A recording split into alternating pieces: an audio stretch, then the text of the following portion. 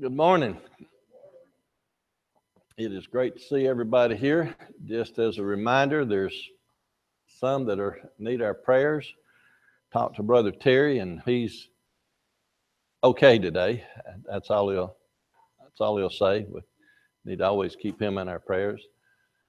Of course, Sister Dot has had her last chemo treatment, but it was the rough one, so it'll take her a little while to get over that.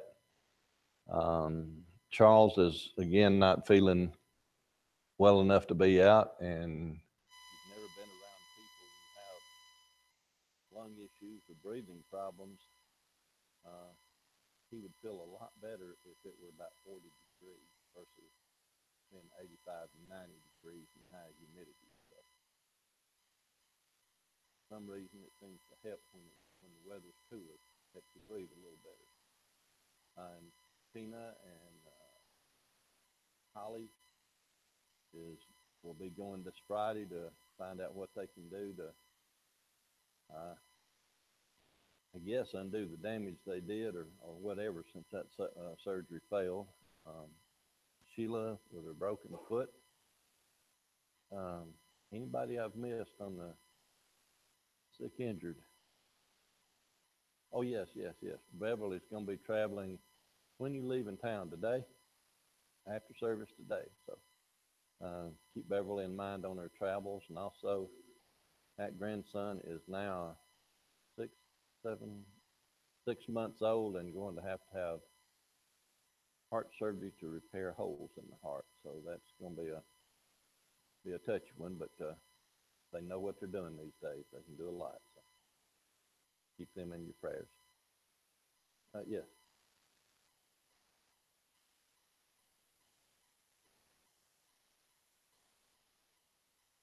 Oh, okay. If you don't know, uh, Tim's brother Wayne had gotten bit on the spine area with a brown recluse, and they was going to do some. Well, what it amounts to is some debriding, taking away some dead tissue, but they couldn't do it because of his conditions.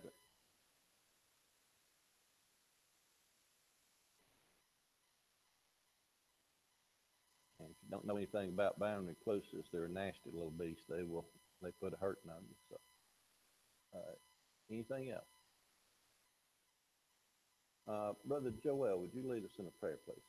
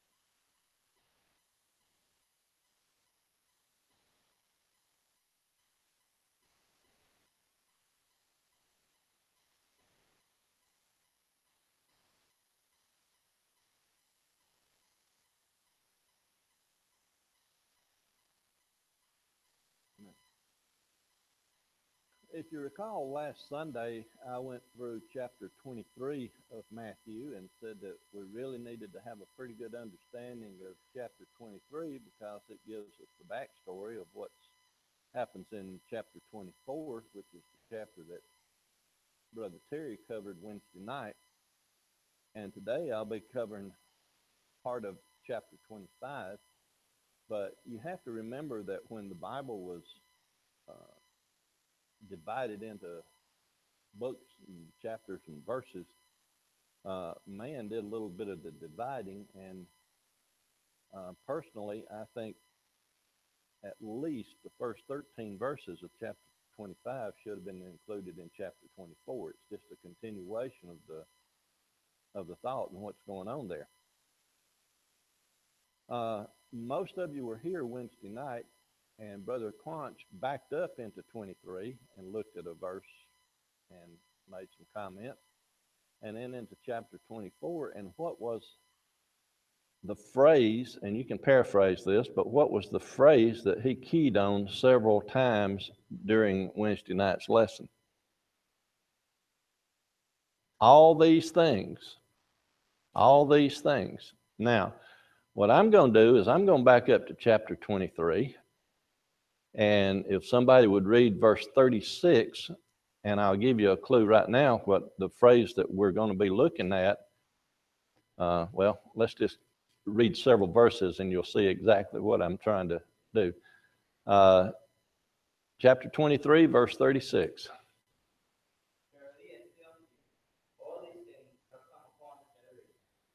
All these things shall come upon this generation. Now, go to the next chapter, 24, and read verse 36.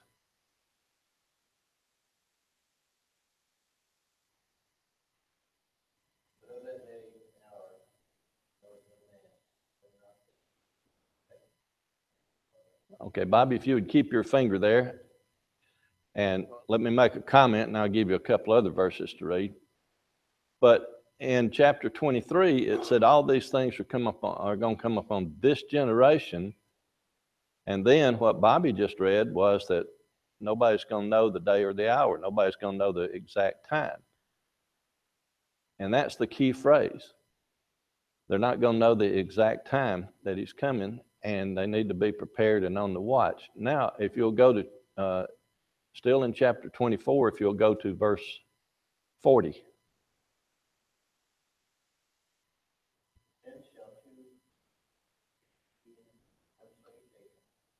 That's not the verse I want. 42, excuse me, 42.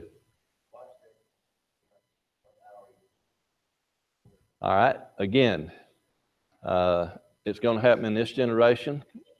Verse 36 said you don't know when.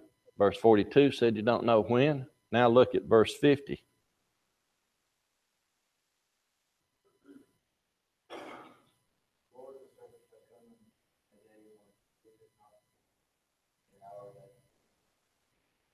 You're not going to know. Now, if you'll go to chapter 25, Bobby, and read verse 13 for me.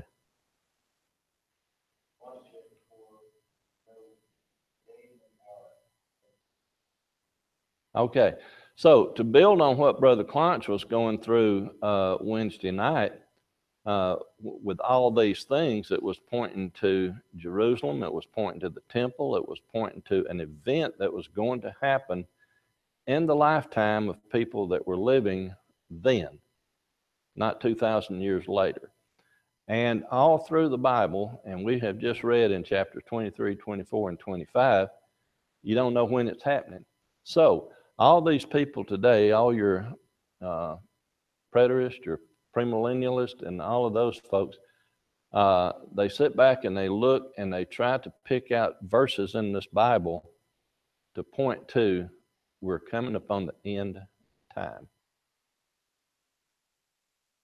And all the verses that we just read said, you're not going to know. The key is that we know it's coming and we need to be ready. And I think that's where, when we get into chapter 25, I think that's where it all sets the stage. Well, the end of chapter 24 tells you that also, because when you start reading on from verse 42 down, it says, but know this, that the good man of the house had known in which watch the thief would come, he would have watched and would not have suffered his house to be broken into. Bobby used to be a cop. Bobby, how many people were sitting at home prepared for a thief when a thief broke in? It just, crooks and thieves are sneaky. They wait till nobody's home or nobody's watching. And that is one of the key things that I stress when I start teaching safety issues and all like that, is your number one line of defense is you being aware of what's going on around you. Be constantly aware of what's going on around you. Same thing here.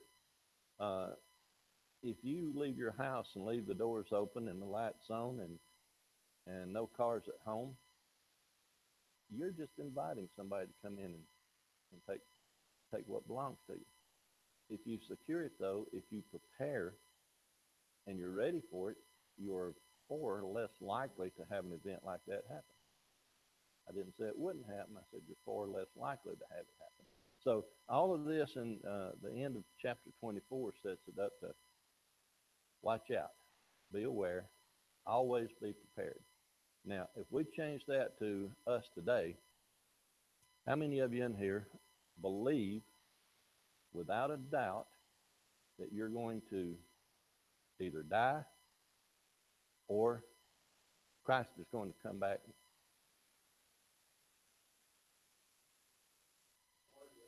One or the other. That should be all of us, right? That's a definite. It's going to happen. Now, following that up with, when's it going to happen? Don't know. So what are we supposed to do? Be ready. Because once you die, it's it. You can't do anything, can you? Or if we are fortunate enough, and I'd love to see it, if we're fortunate enough to be alive when Christ comes back, it's done too. No, so you either got to get ready before you die or get ready before he comes, and stay prepared. And I think that's the whole message on the closing of that. Now, when we get to chapter 25, it starts talking about, in verse 1, it says, "Then shall the kingdom of heaven be likened unto 10 virgins which took their lamps and went forth to meet the bridegroom." So we're setting up a wedding scene here. And it even uses the phrase that heaven is like this. Not heaven is going to be this, but heaven is like this. So it's trying to give us a picture of what's taking place. To do that, we need to know something about weddings. Now, if we look at a wedding today, even in the Jewish community, weddings today are nothing like they were 2,000 years ago. Today, a Jewish wedding, they go out under this little white canopy and they stomp glass and do these and go through their ceremonies and all. But if we go back 2,000 years, you can forget that. That didn't take place. So how did, and Christ was a master at teaching by parables, and he always used something that people were familiar with to get the message across. So for us to really understand what he's talking about here, we need to go back a couple of thousand years and look at what a Hebrew wedding was like in the first century. And then when we go through this, it'll make a whole lot more sense. Number one, how many of you today were betrothed to your wife before you married her?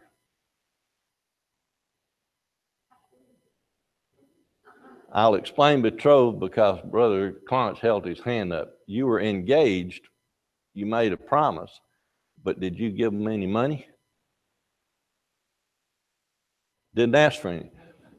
Back in the first century, a betrothal meant that that person was in essence married. They signed a contract. The father of the bridegroom made an arrangement with the father of the bride, and they may not have had all the money at that time, but they set an amount of money that that woman was worth, and they generally looked at it because women were looked on as property, and they paid them what that woman would have been to that household if she had stayed in the household. You see, the man and the man's parents gained and the woman's parents lost, because the women, the men that got married, they didn't go out and set up a new house. They just added to the one they were and brought the woman into that house. So it was a gain for that family and a loss for this family. If you recall, in the early part of Matthew, when Joseph found out that Mary was pregnant, what did he want to do? Put her away privately, meaning that he had to divorce her because they had been betrothed. They had been uh, bound, so to speak. So it was the weddings. The Jewish weddings went through these ceremonies or through this process. One, the betrothal. They're married, but they're not living together. Then, when the time of the wedding comes, the bridegroom, at an unknown time, they knew the approximate time, but or date, but didn't know exactly when. The bridegroom would come and get the bride and take her. Well, let's back up just a little bit here. Prior to them being contracted together, they went through a ritual cleansing, bathing. That is important because what do we do if we compare heaven, compare us with a wedding, what do we do when we become bound to Christ, so to speak, or wedded to Christ? We go through a ritual cleansing. We'll get through all of that just a little bit later, but just trying to set it up here. So they go through a ritual cleansing, then they go through a betrothal that may last up to 7 years because sometimes the fathers got together when the kids were too young. So they betroth, and then when it comes to the day of the ceremony, it's not really a ceremony. The bridegroom comes and gets the bride and takes her to his house where there's the feast that lasts up to 7 days. And the bridegroom or the bride goes back and lives with her father until the feast is over. And then he goes and brings her to his house. And then that's it. They're married. So all these steps. Now, why do we need to know all that? Because I started comparing it to if the heaven is like a wedding, then we need to know what the wedding was like. So now if we start looking at it with Christ being the bridegroom and the church being the bride, we can see how all of this works out. On the betrothal part, the bridegroom paid for the bride. Are we paid for? Christ's blood. We're bought with a price. We're cleansed with a price. So we're paid for. We're betrothed in that sense. Then we go through the ritual cleansing, meaning he cleanses us of our sins and we're with him. And then what do? We remain pure because what happened if a bride did not remain pure during her betrothal up until the wedding? As in the case of Joseph, he could have divorced. He could have put away. She would have become unclean, unworthy, unfit, all those things. So if you look at that as the church today, if we are cleansed, if we are betrothed, if we are waiting for and we sin, we have now become unworthy. Same way with Joseph, once he found out what was going on, everything was okay. Christ can make everything okay again. But then with us, the marriage is not, well, in the Jewish wedding, until the bridegroom came and got the bride from her father's house the second time to live from then on in his house, that was when it was consummated. With us today, when is the wedding? When are we consummated? When we die in Christ, or Christ comes back and gets us when we go to the final home, right? See how all that ties together? Does it make sense now? Do you have your hand going up? Okay. So now then that's part of it. Now we can start looking at how it really starts sitting down and applying here. Verse 2 says that 5 of them were wise and 5 were foolish. If you just look around in the world today, are there wise and are they foolish? Are the what do the wise do? They study and they stay prepared and they're ready. And what do the foolish do? They're not prepared, right? Verse 3 says, they that were foolish took their lamps and took no oil with them.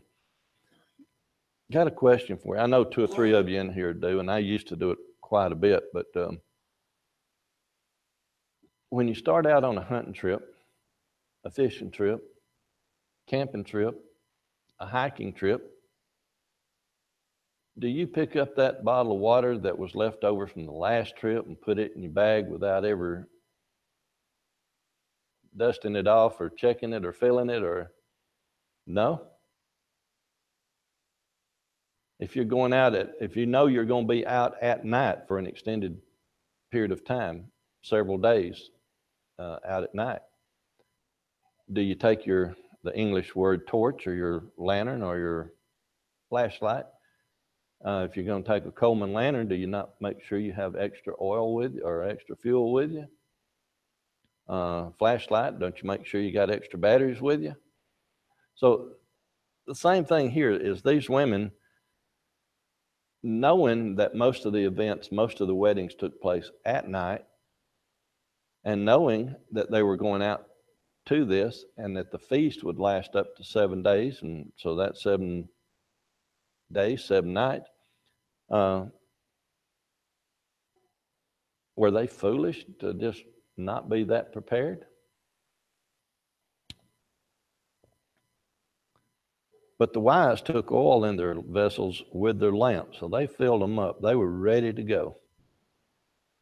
And then it says, while the bridegroom tarried, they all slumbered and slept.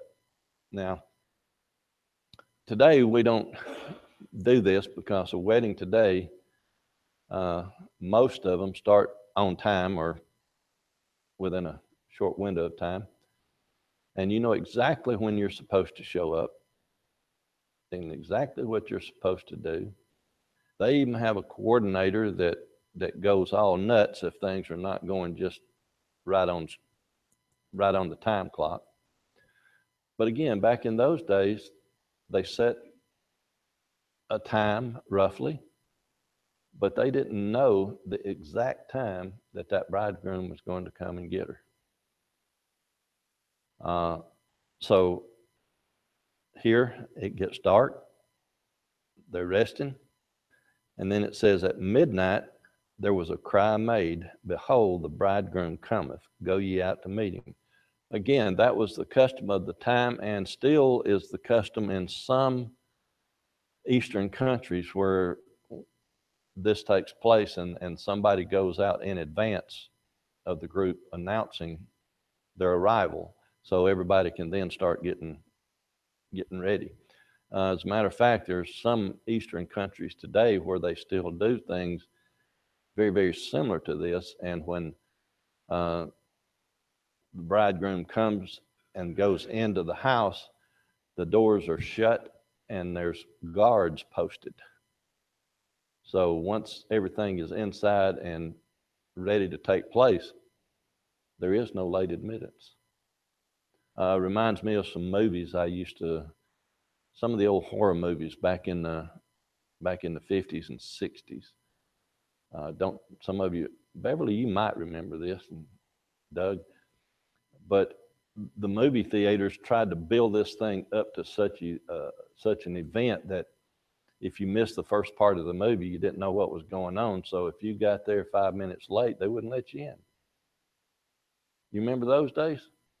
So very similar here. If you show up late, you're not getting in.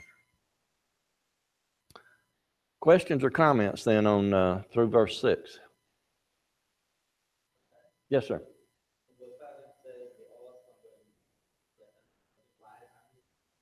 Yes. Yeah. All of them were. Nothing's going on, so all of them taking a break. Yeah.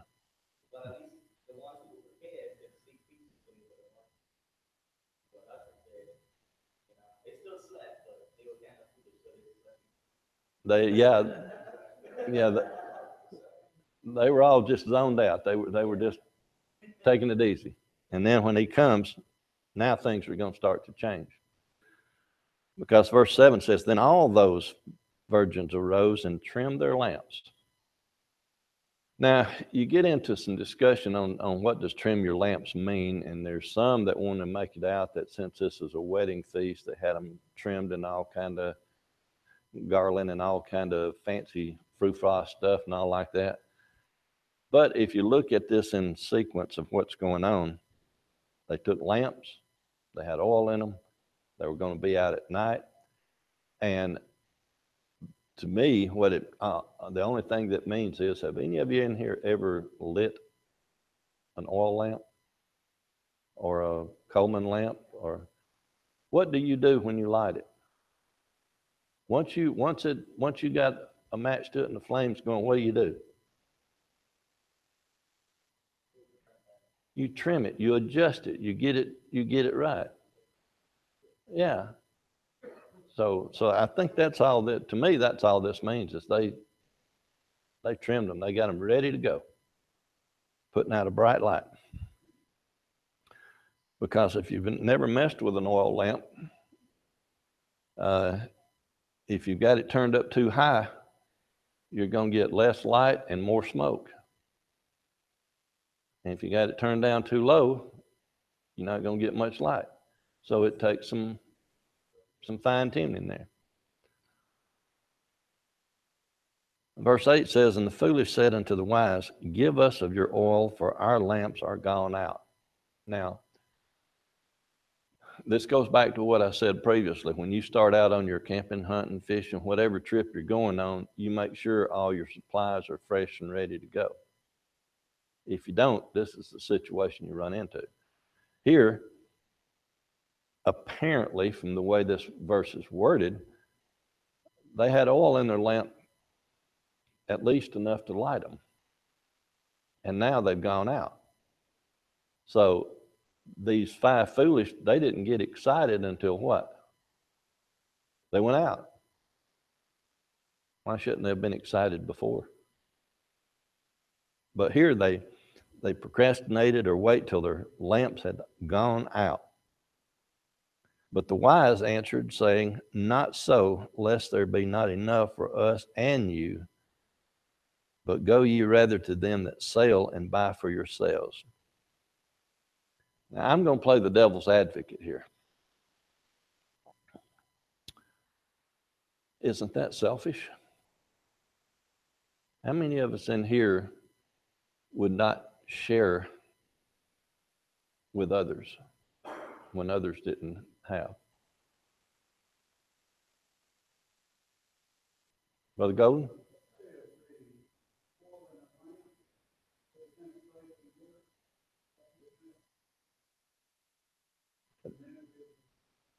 There you go. That's it, totally. Plus, I've got a sermon ready next time either the next or the next, I can't remember which one it is. I've got a couple ready to go in case we need them. But in one of them, I've got in 2 Corinthians, let me scratch my head a minute. 2 Corinthians. Brother Terry might be help me out on the book or the chapter and verse. 2 Corinthians, there's the statement that Christ is making, that his grace is sufficient.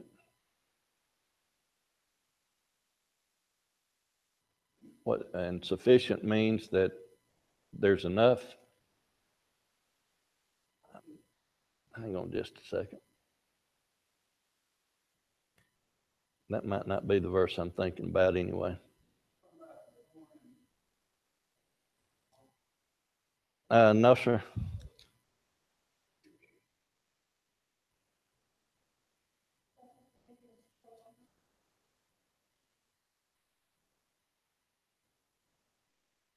That's not what I'm. Well, I'm in 1 Corinthians. It helps if I can get in the right book, right?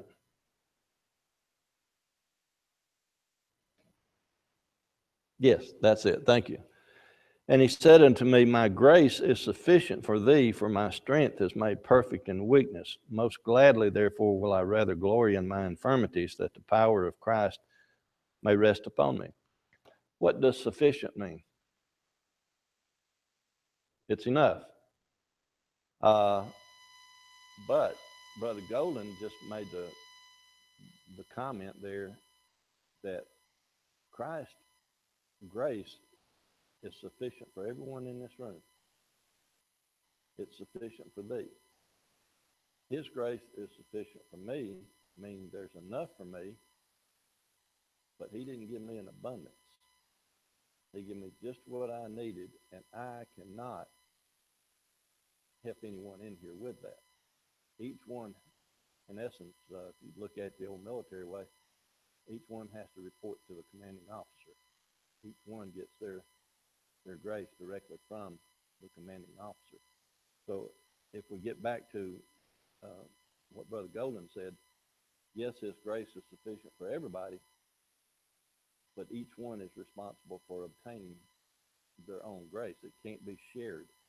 And I think that's the key to this verse right here, verse 9, is that the wise are not being selfish. You know, we would share in certain things, but there's certain things that we can't share, we can't help with. And that's what Brother Golden was mentioning. Questions or comments to that point?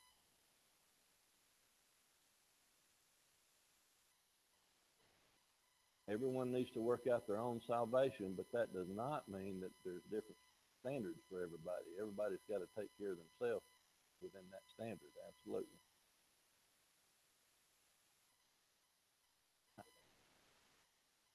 Dowie?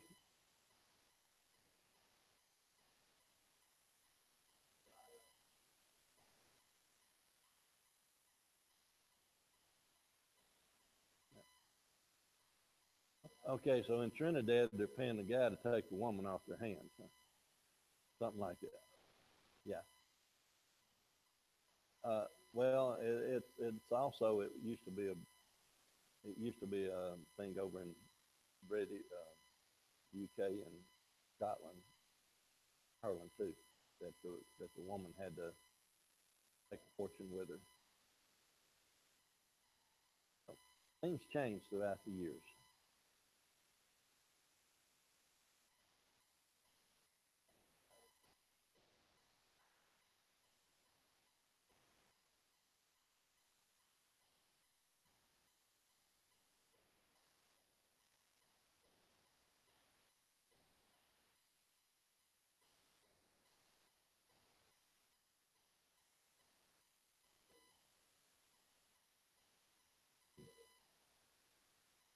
They were focused. The five wise were focused on the mission.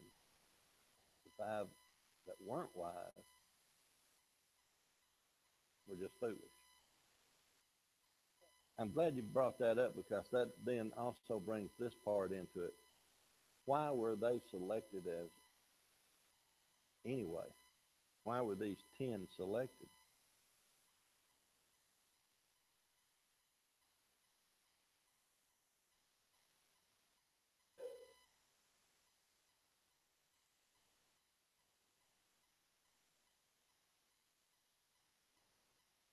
Yes, in the spiritual sense, that's what they're doing is it's representing the church, the wise and unwise in the church. But when it comes to the wedding itself, these 10, and that was the general number that they had back in those days was 10. Today we call them bridesmaids. They were there to attend to the bride. They had a job to do, and five were prepared to do their job and focused on their job, and five were not focused on their job. And as you bring the church in today, how many in the church today are focused on doing the job that we're supposed to do? And what job are we supposed to do? We're to spread the word. We're to stay faithful and righteous and study and learn and grow. That's our job. how many are doing that job versus how many are sitting back and just filling a spot on the pew. So again, you can draw the correlations there. Yes.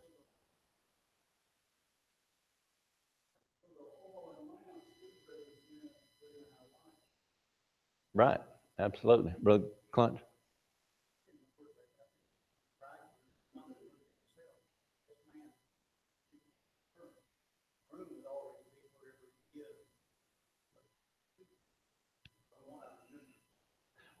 Right. And also that gets into another fancy word that I had to get Andrea to help me remember how to pronounce and look up.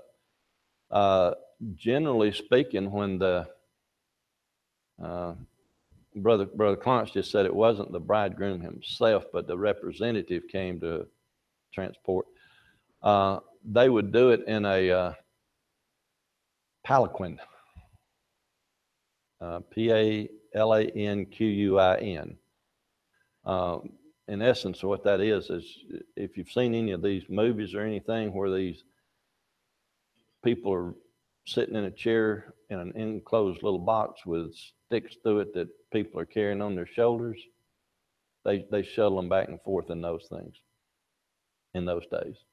Uh, Same word is used back in Hosea. I can't remember the exact verse and book and chapter, but it was no, it wasn't. It was in the Song of Solomon talking about David building a chariot and how the chariot was made. So, but anything else through verse 9 then? So the foolish are told, we can't share. You got to go take care of yourself. And while they went to buy, the bridegroom came, and they that were ready went in with him to the marriage, and the door was shut. Now this is the feast that's taken place, and the door was shut. Uh, I've already told you how all of that works, and so after the foolish went out and bought some more oil, tried to take care of their own matters. Afterward came also the other virgins, saying, Lord, Lord, open to us. But he answered and said, Verily I say unto you, I know you not. This brings up an interesting question. What did he mean by I know you not? Because would he not have known these individuals?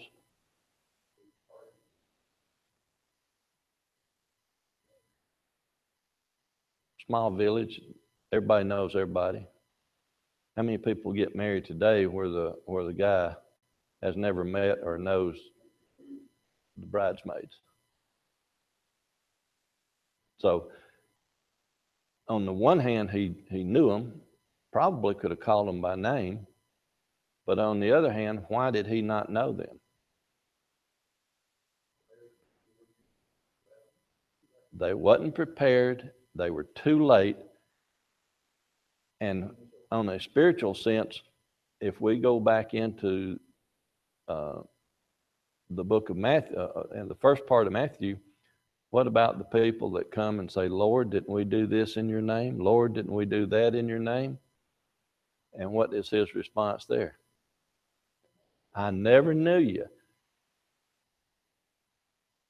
The members of the Godhead know everything, don't they? He knew them by name, but what did he mean by, I never knew you?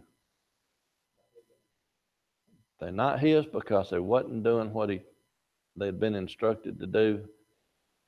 Therefore, I don't know you. There's no place for you here. Yes, sir.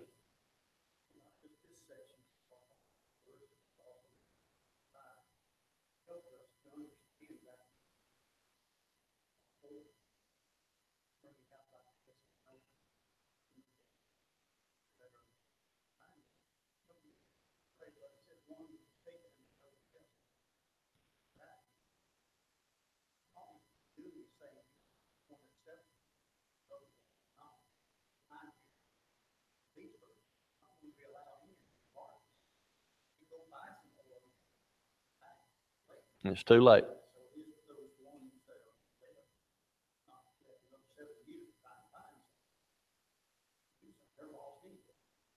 They're lost because if this is set up like, if we're comparing it to the wedding, if we're comparing heaven to the wedding, once this event begins, it is too late.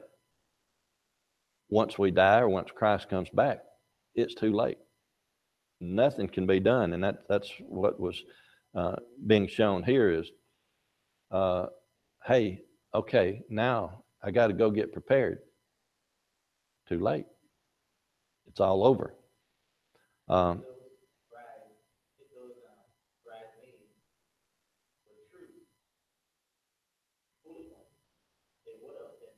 absolutely.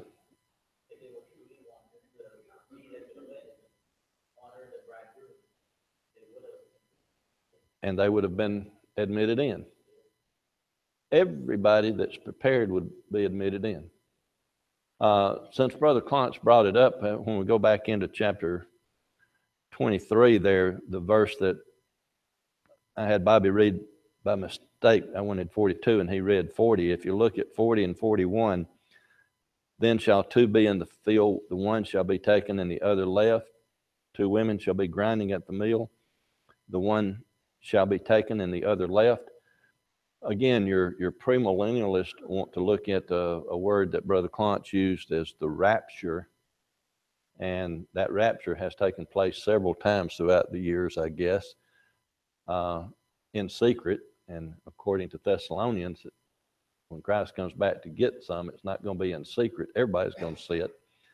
But they want us to, those that teach and preach that part of it, the rapture means that all of a sudden some are going to be gone and some are going to be left. And that is not what this is saying at all. If you really look at it, what does the word taken mean? Death. Death. And so here, there's going to be some in the field that's prepared, and those that are not prepared are going to be taken. They're going to live that eternal death. So I think that's where those two issues come in, brother. Right. And it's not going to be a 50-50 deal. It's just that there's some in the field, and some's going to go the way of eternal death, and some are going to make it.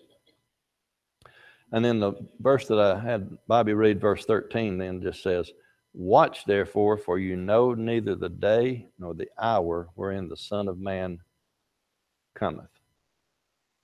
There are also some that want us to believe that when he comes back, he's going to set up, and this has to do with the rapture and all, that there's going to be a 7-year period of time where people have a chance to make have a second opportunity. That he's going to come back and set up an earthly throne and go through all this. If you look in the book of Thessalonians, how are we going to be taken? How are we going to meet Christ? Where are we going to meet him? It says that he will come and that we will meet him in the cloud. In Acts chapter 1, when it's talking about him ascending into the clouds, it also tells us that he will return as he came, and then in Thessalonians, we meet him in the air. Those that are alive when he comes back, we're not going to get to go first. Who's going first? The King James Version says prevent, but actually the word should be precede. Those alive and in Christ are not going to precede those that are already dead. They're going to go first, and then those that are alive will be going second. But that's only the ones that are in Christ. That's the ones that's going to be meet him in the air to go on to heaven. Any other questions or comments? Brother Golden.